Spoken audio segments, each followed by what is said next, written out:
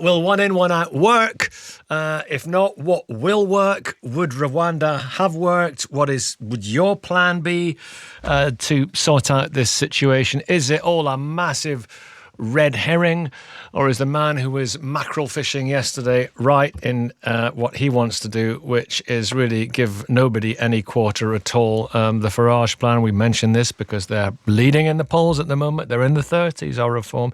He wants every migrant arriving in a small boat to be interned in a disused migrant camp until they're deported back to their home country. He wants large-scale deportations similar to the mass deportations we've seen to El Salvador, organised and ordered by President Trump.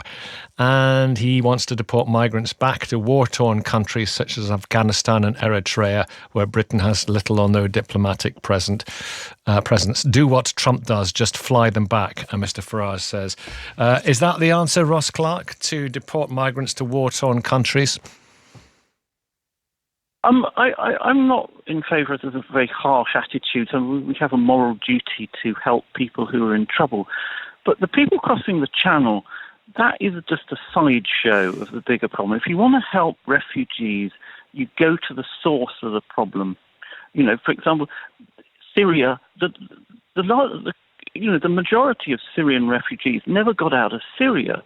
So if you want to help the greatest number of people, you go to Syria and you try to set up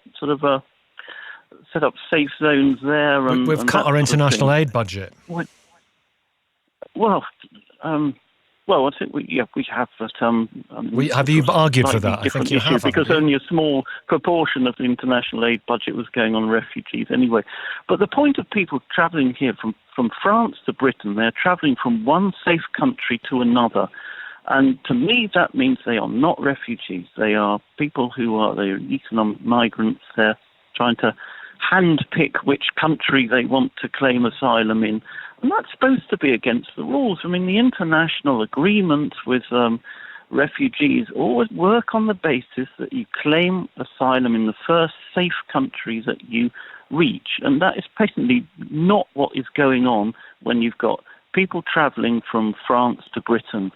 Now, as we were saying earlier, we have done this sort of deal with France to sort of try and beef up the policing of the beaches in France and so on.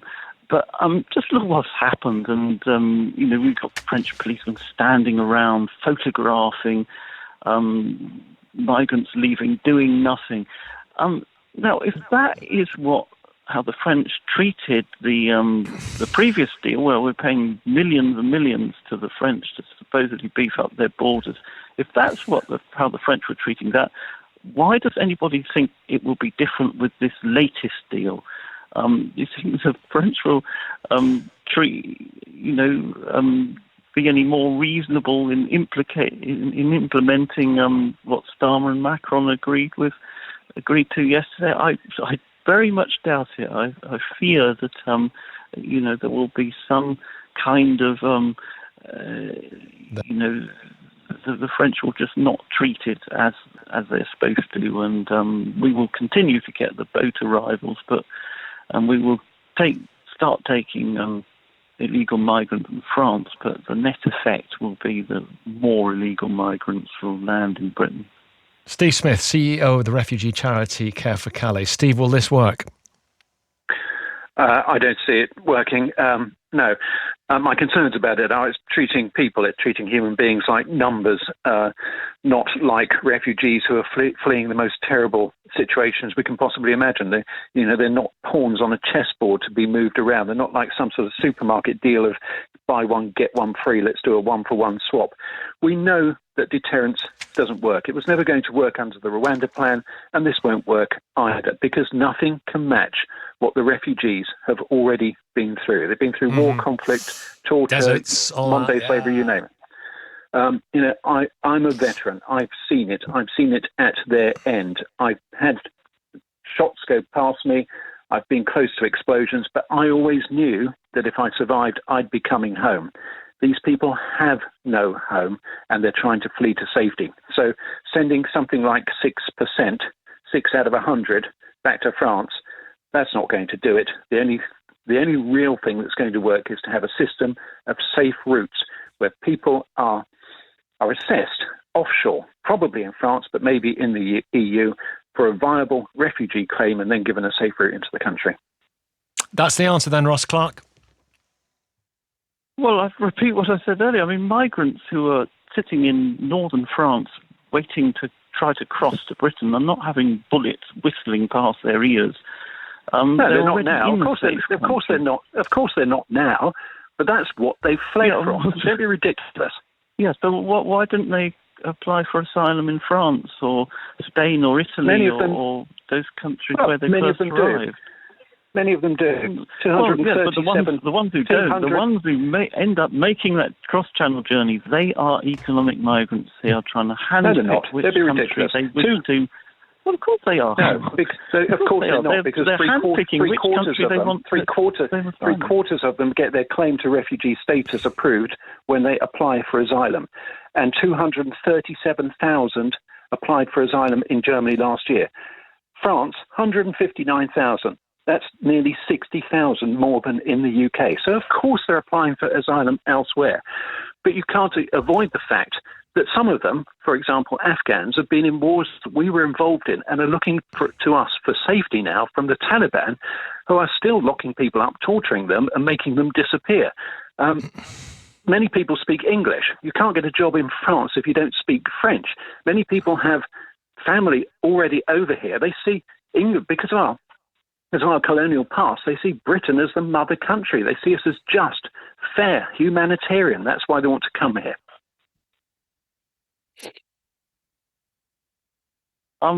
Sorry. I don't agree with that at all. I mean, I'd say, as I said earlier, if you want to help the greatest number of people, you take your effort to where the problem is, or to the fringes of where the problem is. If you want to help Syrians, you take, you fund, as we have been doing, by the way, you fund refugee camps around the edge of Syria. I'd be in favour of securing part of Syria. Same with Afghanistan. Why don't we secure part of Afghanistan? How do you do that? How do you secure part of Afghanistan? We managed to do it for 20 years. Boots on the ground. Is that what you're talking about? Talk me through the practicalities of securing parts of Afghanistan. I'm intrigued. We did it for 20 years, and then we came out of there with barely a few weeks' notice. And do you know what? In the last few days, we have closed down the only two remaining safe routes for Afghans to come to the UK. It's outrageous. Yeah, well, what we should be doing is, creating the safe zones within Afghanistan. And I think, for 20 years we were sort of fighting there. Well, we were trying to sort of exterminate the Taliban. Well, I'm not, and that failed. Well, I'm not suggesting we go back to doing that, but just simply secure areas within Afghanistan where refugees can go to if they can get there. Then you look after them there. And by the way, there's a wider point here. Now, if you take a country, say Afghanistan, or if you sort of try to evacuate all the people from that country, then you totally undermine the future of that country. Afghanistan will need, when it emerges from its Taliban nightmare, it will need doctors, it will need engineers, it will need professional people. I mean, if they're all settled in Britain, living lives in London, that's all very nice for them, but I mean, you totally undermine the future of the country. So, if you want to deal with the refugee problem and ensure the future health of the country, you deal with the problem as close to its origin as you can. Okay, Steve Smith, come back on that. Dealing with it close to the origin, but there's a number of things there I'm sure you want to get in on. Okay. Absolutely. Well, 4 out of 5 refugees settle in the countries adjacent to the country they fled in any case, and we're not trying to evacuate everybody out of Afghanistan. Of course we're not. However, you can't avoid the fact that many of those that served in the Afghan National Army or served as linguists with British forces and American forces as well have to flee the country because the Taliban closes in on them. I met a fella on the northern coast of France. He'd run a major construction company. He'd obviously been a very wealthy man. He was living under a tarpaulin. And why? Because his company had provided security bases for the Brits and the Americans. And when the Taliban swept in with barely any notice, He was forced out of the country. The Taliban descended on his home to get him. So if he applied through legal, they killed his brother instead. Terrible, awful. I actually am having a physical reaction to what you're saying. That's awful. But if that is the case, surely he has a legitimate claim and might apply through what they call legitimate routes, and he'd be here. Of course he does. However, to be able to do that, you have to be present in the country or have access to the ability to do that. You saw the scenes around Kabul when people were fleeing the country. He fled to Pakistan. He didn't have access to a safe route at that stage, and he had to make his way across country to France. There were 2 safe routes for Afghans. They were really numbers limited. They ended up with something like 20,000 over a period of time, but those 2 routes have now been closed down. What's that going to do? For all those who are still trying to escape the country, still trying to escape the Taliban, they will still be making their way across country because there's no other way to do it. And of course, where are they going to go to? They're going to go to the people that they fought alongside and seek safety with us because they don't think we're going to turn our backs on them, yet we already have. We've just closed down those 2 remaining safe routes. That's, if anything, that's going to drive up the numbers coming. But it's not just Afghanistan. People are coming from countries that are purportedly safe, like Rwanda.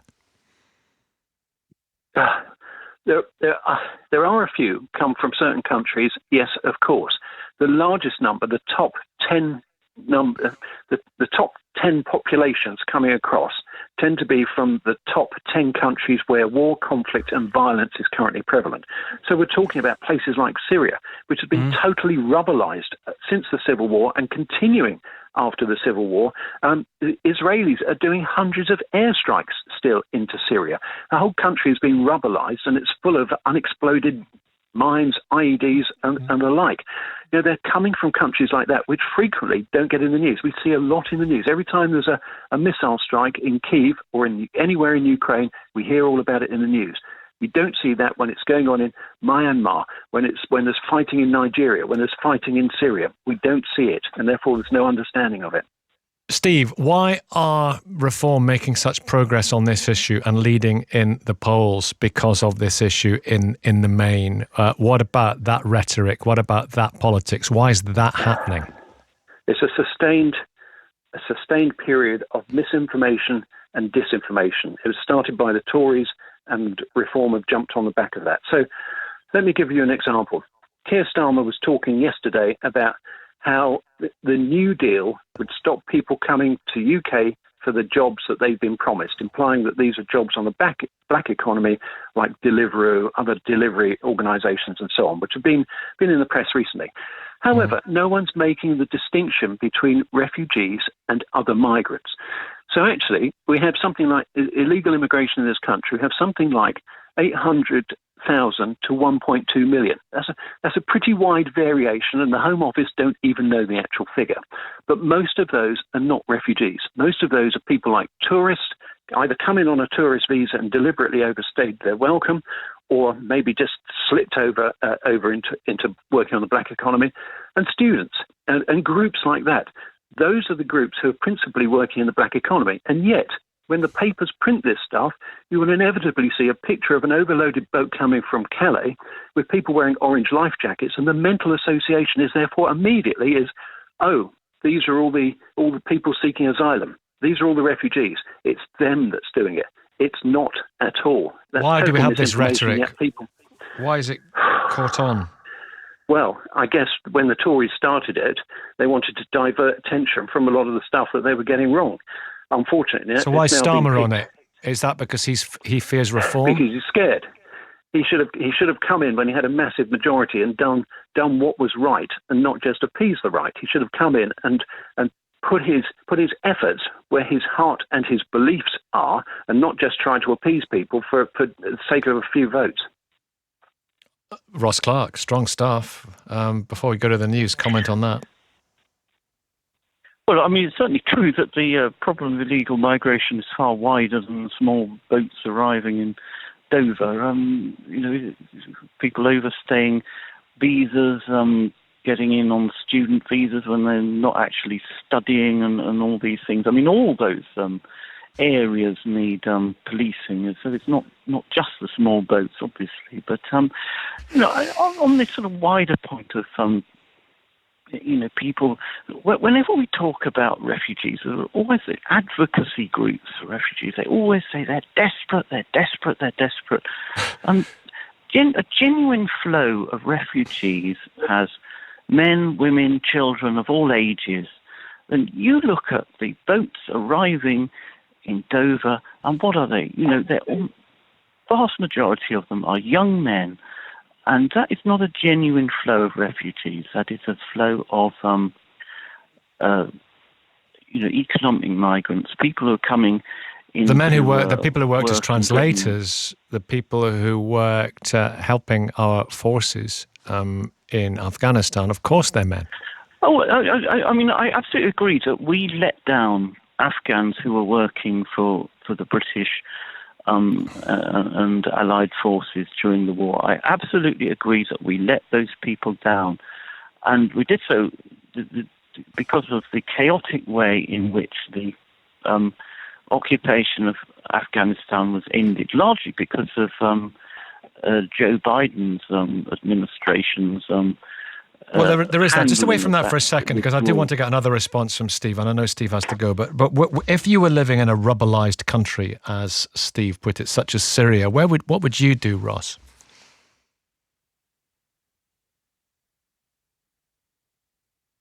Ross Clark? So what would I do if I was living in a rubberized country? Well, I mean, there's a slightly loaded question, isn't it? It's the assumption that all these countries are it's a living. Hope. So what would you do if you were living in a rubberized? I know what I would do. Well, I mean, I don't blame them. I